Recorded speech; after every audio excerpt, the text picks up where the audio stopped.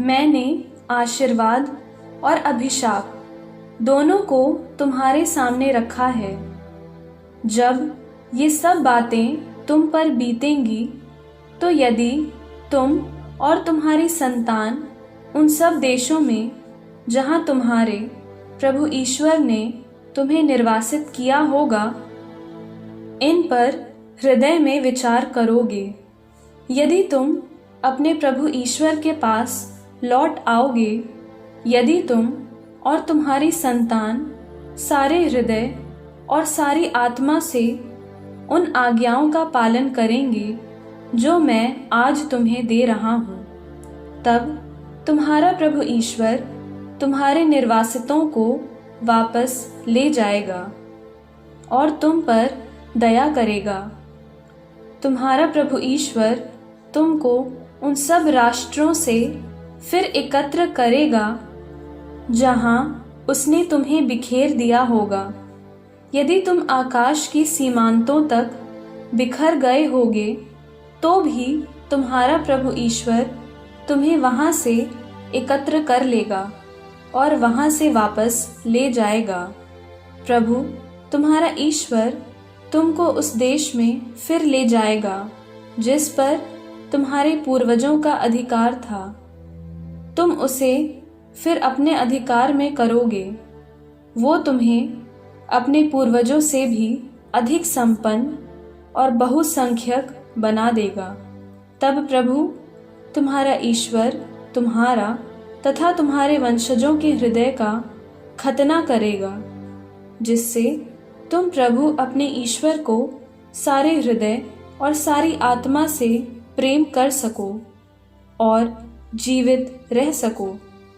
प्रभु तुम्हारा ईश्वर इन सब अभिशापों को तुम्हारे विरोधियों और तुम पर अत्याचार करने वाले शत्रुओं पर पड़ने देगा।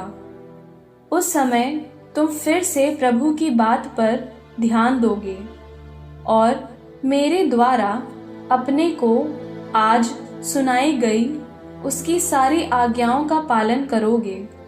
तब प्रभु तुम्हें अपने सब कार्यों में पूरी सफलता प्रदान करेगा।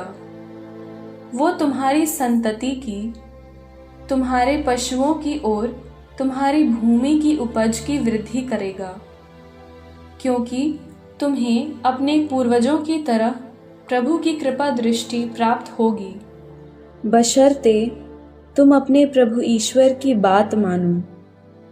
इस संहिता के ग्रंथ में लिखी हुई उसकी आज्ञाओं और नियमों का पालन करो और सारे हृदय तथा सारी आत्मा से प्रभु ईश्वर के पास लौट जाओ, क्योंकि मैं तुम लोगों को आज जो संहिता दे रहा हूँ, वो न तो तुम्हारी शक्ति के बाहर है और न तुम्हारी पहुँच के परे।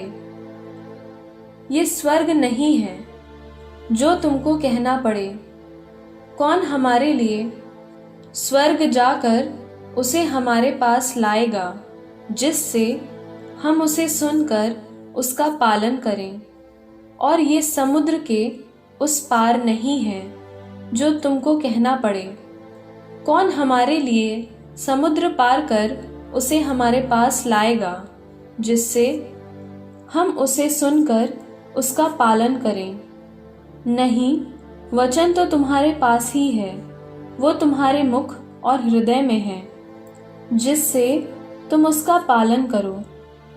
आज मैं तुम लोगों के सामने जीवन और मृत्यु, भलाई और बुराई दोनों रख रहा हूँ।